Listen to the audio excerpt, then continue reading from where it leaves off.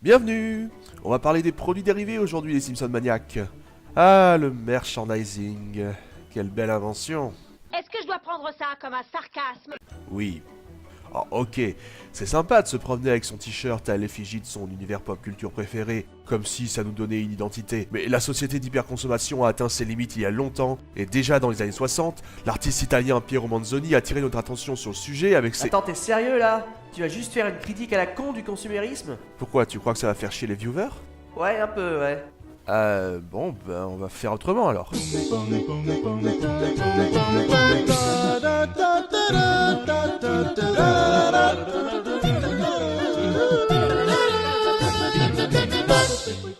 Non, je serais hypocrite de faire une critique du consumérisme, puisque j'ai des centaines de DVD et Blu-ray chez moi, entre autres.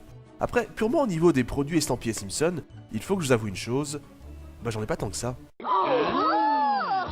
J'ai certes toutes les saisons en DVD, et ça fait beaucoup de choses, mais ça n'est pas vraiment un produit dérivé, c'est la série en elle-même. Donc actuellement, je n'ai que 7 trucs. Un CD, une figurine, un t-shirt, un livre, des verres et 2 trucs dont je reparle plus bas. C'est pas rien, mais c'est loin d'être la collection du siècle. Je sais que certaines personnes ont des collections de malades et c'est cool. Il faut dire que tout ce qui est produit dérivé de la série, c'est assez énorme. Plus de 500 compagnies dans l'histoire ont commercialisé du merchandising Simpson. Il y a ce qui est évident, les figurines, les vêtements, les décorations, les pluches, les accessoires, les comics, les jeux vidéo... Bon, pour ces deux derniers, comme il y a beaucoup de choses à dire, je pense qu'ils auront droit à leur propre épisode un jour. Ouais, on sait, merci. Connard. Il va nous faire le coup combien de fois? Ce qui est sûr, c'est que les produits dérivés Simpson ont été un hit immédiat aux USA. Cela dit, c'est arrivé si vite que, naturellement, la Fox n'était pas forcément prête à ça et ça a un peu patiné au démarrage, avec notamment un mauvais contrôle des contrefaçons. Et les problèmes des fabricants de jouets qui avaient plutôt l'habitude de vendre des trucs comme les Tortues Ninja ou la bande à Picsou, et hésitaient à vendre du matos d'un programme enclin à la controverse, même critiqué par le président, tout ça. Mattel, qui a été un des premiers fabricants à avoir vendu des figurines, en a sorti 11 en 90. Ça s'est pas aussi bien vendu qu'ils espéraient, ils ont annulé la deuxième, et ciao, visionnaire. Aujourd'hui, ce sont des pièces très convoitées par les collectionneurs. Donc, 11 figurines aux USA, comme je l'ai dit, 3 en Amérique du Sud, et c'est tout. Heureusement, aujourd'hui, des figurines Simpson, on en trouve partout, mais surtout à l'époque, plein de trucs n'arrivaient pas jusqu'à chez nous. Du genre le magazine Springfield Illustrated, publié de 91 à 93, ou encore les CD. Depuis quelques années, ok, on les trouve ces CD, mais à une époque c'était limité au marché nord-américain et quelques autres pays comme la Grande-Bretagne. Et pourtant c'était des succès, donc ils auraient pu tenter le coup d'élargir leur marché. Les Simpsons chantent le blues, sorti en 90, a atteint la 3ème place des charts US. D'où The Batman a été numéro 1 en Grande-Bretagne durant 3 semaines. Malgré ça, on a mis du temps, mine de rien, en France, à avoir des CD Simpson facilement trouvables. Mais donc aux USA, c'est open bar, hein. Du coup, certains ont flairé les bifetons, naturellement.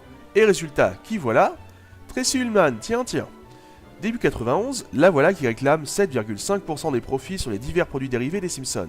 Elle et Kenneth Estin, le co-créateur du Tracy Ullman Show. Ils réclament chacun 7,5%, hein, c'est pas à se partager. Elle estime qu'après tout, les Simpsons ont été connus grâce à son émission, qui a disparu 2 ans plus tôt, donc qu'elle mérite de toucher sa part. Faut dire que si elle avait eu le droit, même 7,5% de tout l'argent brassé rien qu'en 3 ans d'existence de la série, ça représente un sacré paquet d'oseille. Naturellement, toute procédure judiciaire prend du temps et c'est 18 mois plus tard, en octobre 92, que le jugement est rendu. Je réclame 20 millions de dollars. La 20th Century Fox. La cour donne raison à... La 20th Century Fox. Une rapide délibération de la Cour supérieure de justice et l'affaire a été tranchée. Pas d'argent. Notamment car quand on regarde un épisode du Tracy Ullman Show, il y en a sur YouTube, les courts-métrages étaient vraiment utilisés comme interstices et pas tellement intégrés au show. Et surtout, James L. Brooks a témoigné au procès comme quoi Tracy Ullman n'avait pas participé à la création de la série de quelque manière que ce soit. Ce qui est drôle, c'est que Tracy Ullman était alors en train de tourner dans le nouveau film de James L. Brooks à cette époque. Mais on peut la comprendre quelque part. Il est clair que la plus grosse machine à fric de la Fox, c'est les Simpsons. La série génère des milliards en produits dérivés. Avec les années, on a vu sortir dans la presse toutes sortes de chiffres et de sommes plus ou moins éloignées de la vérité. Alors, les sources se contredisant, j'éviterai de vous donner une somme précise, si ce n'est ce communiqué de la Fox. En 2008, il y a eu 750 millions de dollars de produits dérivés Simpson en 1 an. Faites le calcul si toutes les années avaient le même genre de recettes. Changez les piles! Certaines années plus anciennes, le chiffre a dû être plus élevé. Mais désormais, avec les audiences qui baissent depuis pas mal de saisons, dans l'ensemble, les chiffres de vente baissent aussi. Et puis, comme au début des années 90, il y a quelques échecs. Prenons le deal que la série a passé avec Lego. Blanco, tu veux dire? Ouais, bien sûr. Une fois sorti, certains parents, surtout aux USA, ont hésité à acheter ça à leurs enfants, car ils se demandaient si c'était bien une série appropriée vu leur âge. Faut croire que les études de marché sont en option chez Lego. Ou encore les timbres Simpson à 44 cents qui ont été distribués aux USA pour le 20e anniversaire de la série, devenant la première série télé toujours diffusée à être représentée sur un timbre là-bas. Si on donne le chiffre 318 millions de timbres vendus, ça semble être un colossal succès, ce qui n'est pas tout à fait faux. Mais si on ajoute qu'il y en avait 1 milliard en circulation, même pas un tiers, oui. Les pèlerinages aussi sont de bonnes occasions de fédérer des fans. Quand le parc Universal Simpson, qui reproduit une partie de Springfield avec plein de petits clins d'œil, a été ouvert à Orlando puis à Hollywood en 2008, les visiteurs se sont pressés, atteignant vite des records de fréquentation. On pourrait aussi évoquer les opérations temporaires, je pense notamment à la promotion du film. En France, on a eu un menu Simpson chez Quick pour la sortie du film, avec notamment 5 verres à collectionner, ce qui m'a donné une excuse pour aller 5 fois chez Quick en quelques jours. Je les avais et je vous les aurais bien montrés, mais avec les années, je les ai tous cassés. Sniff. Heureusement, quelques années plus tard, ils ont refait une opération de ce genre, j'en ai acheté et cette fois ils sont toujours entiers. Bon, après, pour celle de 2007, j'ai trouvé une photo sur le net et vous pouvez voir qu'ils étaient plutôt sympas. Cela dit, chaque personnage avait une petite phrase typique, mais elles se valaient pas toutes. Lisa, aie confiance en toi et tu réussiras, oui.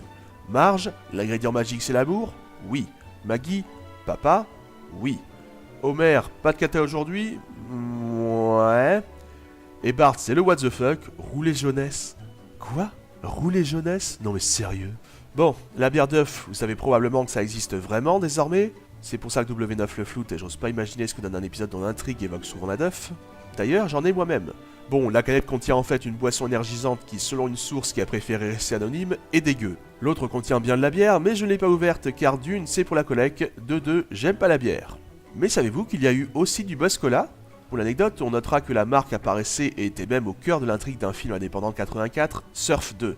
Mais Buzz avec 3 Z. La série aurait-elle fait un hommage? C'est possible. Quoi qu'il en soit, pour la promotion du film à l'été 2007, des véritables canettes de Buzz Cola ont été disponibles, produits par la compagnie de boissons canadienne Code Corporation. Il semble bien que plus rien ou presque n'arrête l'industrie du divertissement quand elle décline ses franchises. L'option de téléchargement de la voix d'Homer pour les GPS TomTom a été téléchargée des tonnes de fois, devenant la voix GPS la plus téléchargée au monde.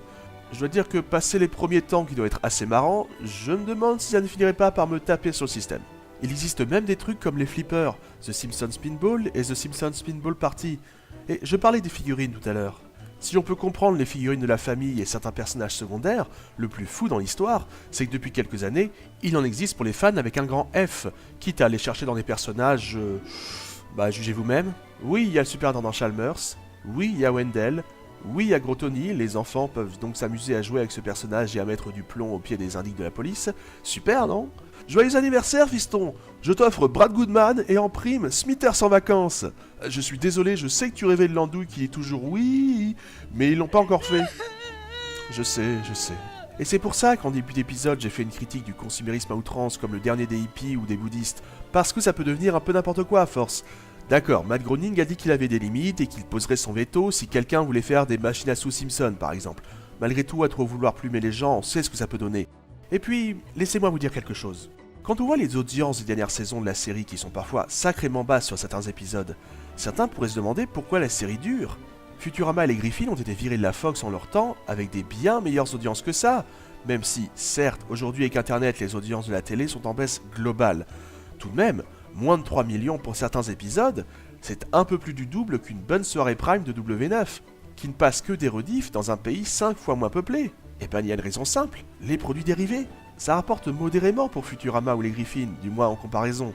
Les Simpsons en revanche, c'est tout bénef. La Fox fait plus son beurre avec ses trucs Simpsons qu'avec la série en elle-même. Mais ils ont quand même besoin d'elle pour avoir une visibilité. Pour que ça continue à être tout bénef, il faut la nouveauté, donc des nouveaux épisodes. Pour la Fox, quelque part, c'est un cercle vertueux. Donc à ceux qui pensaient que le bon vieux concept « on fait une série pour vendre des goodies » était surtout destiné aux séries pour bambins, eh bien, repensez-y. Allez, bisous les Simpson maniaques, on se retrouve pour le prochain épisode qui sera moins engagé et moins brûlot, promis.